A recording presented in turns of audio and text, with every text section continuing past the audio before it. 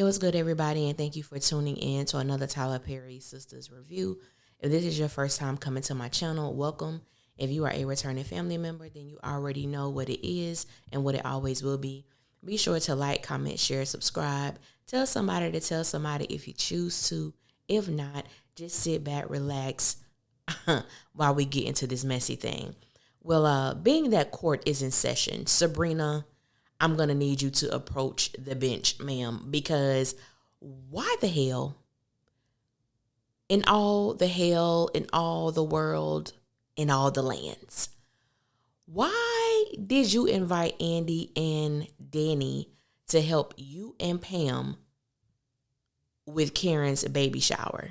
Because if my memory serves me correctly, she asked you and Pam, that's it.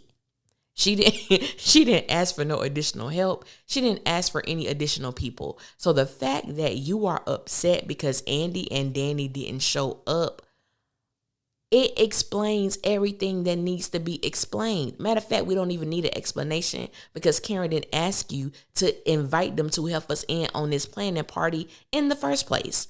Now I understand you want to get your rocks off by telling everybody how you feel and how they make you feel, and you trying to get this backbone, Miss Ma'am. I get it. I understand it. I believe that it is way overdue because I'm sick and tired of seeing you being passive with people that you need to put your foot down with. So I'm excited to see this from you somewhat. However, don't overextend or overstep boundaries that had already been laid out for you. Now, when Sabrina called Andy, and this is why I will always have an issue with Andy. This is why it will always be F Andy on my end when it comes to her being a friend, especially with Karen. Now, I believe we saw 2 episodes ago where Fatima uttered some business that was not hers to tell. She told Andy that Zach was indeed the father of one of Karen's children and Aaron was the other father. Now, I don't know about y'all, okay? But if someone told me that about my best friend or someone who I consider a sister, you mean to tell me I'm not going to have a conversation with that person? I'm not going to pop up on them. I'm not going to call them to try to find out what the hell is going on. I just have no type of care about it. But in this case, that is exactly what Andy is doing. She is going about her life as if she has not heard this news. Okay.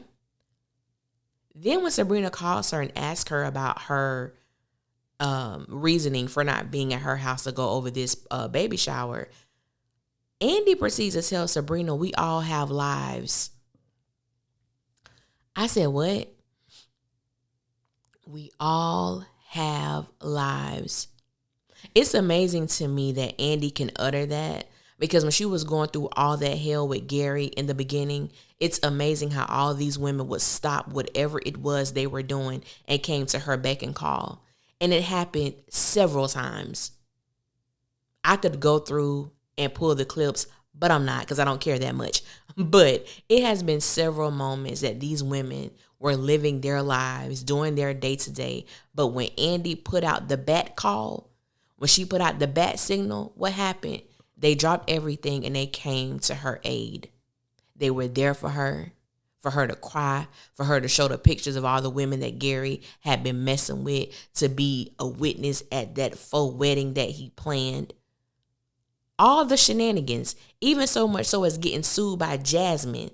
Like, the things that these women have put to the side for Andy and the fact that she can let that kind of mess come out of her mouth. I'm like, why are y'all friends with this woman? I mean, we all have lives, which is the most immature response you can give. Just say you don't care. And I think this is where I have a huge issue with when it comes to the writing of the friendship dynamic between Andy and Karen. It is okay, like I said on Our Sister's Keeper with me and Erica Vane, it is okay if Andy does not consider Karen a friend or a sister. It's perfectly fine. It is okay if she feels that they have come to the end of the road of their friendship. It is okay. But stop pretending that this woman is your friend when it's convenient for you. And that's what I have an issue with, because you want to pick and choose when it's okay to be her friend and then pick and choose when it's okay for you to use a lame ass excuse of we all have lives. Sabrina has a life too. She's a manager. However, she was excited to take on the responsibility of planning this baby shower. She didn't say, well, Karen, we all have lives, sis. Get somebody else to do it. She didn't do that. So with Andy, like I said, it is okay if you don't feel that Karen is your friend or your sister or your homie. It's okay. But live that out. Quit picking up and choosing. And then when she made the statement to Fatima, how Fatima mothers her at work, I'm like, what are we watching? And I've said this several times about how the writers are going overboard. They're doing a little too damn, way entirely too much to try to force this Fatima and Andy friendship for me.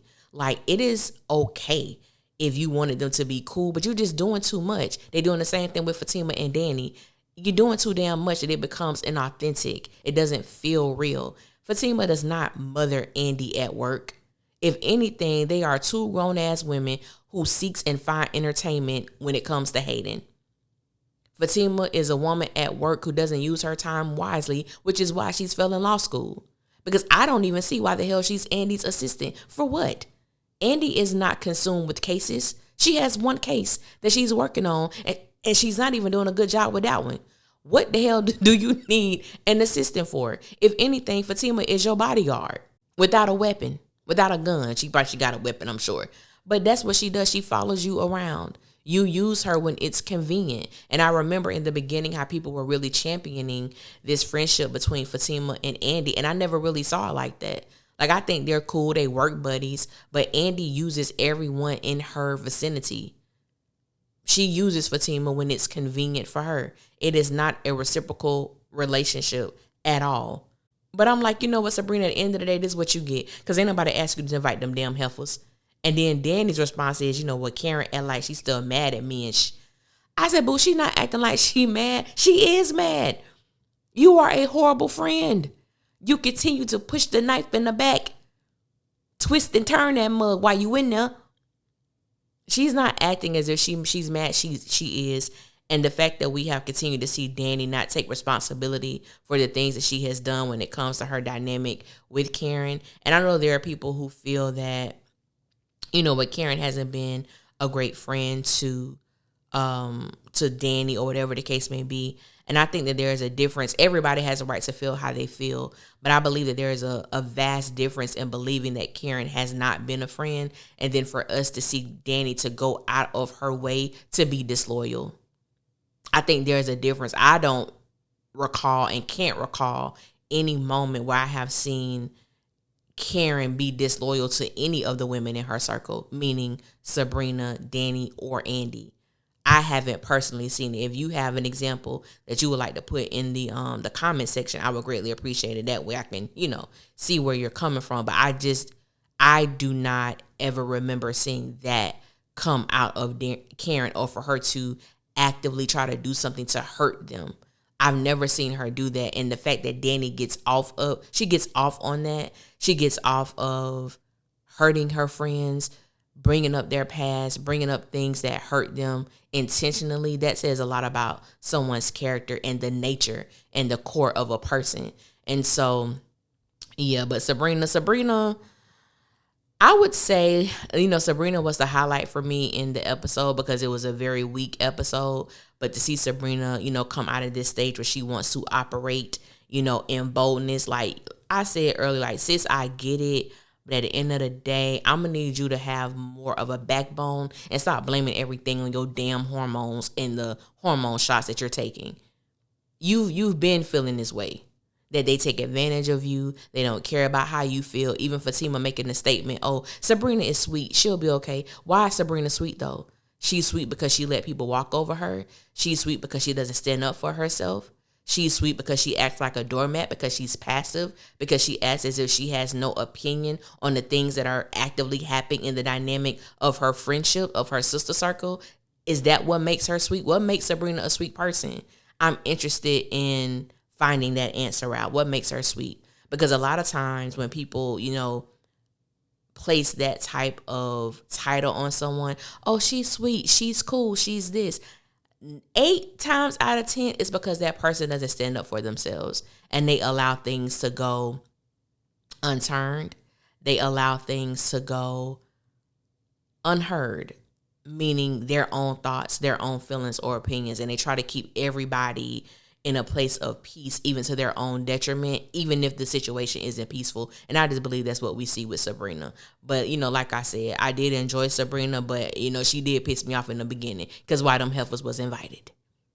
They shouldn't have been invited. They both are the weakest link. Goodbye. Don't invite them no damn mo, and don't nobody ask you, Sabrina. Now, you may go back to your seat, ma'am. Court is not in session anymore. We're over. Don't do it again. I'm going to hold your ass in contempt. But I want to thank you guys for listening. Until next time, I will holler at y'all later. Y'all be safe out there. Bye.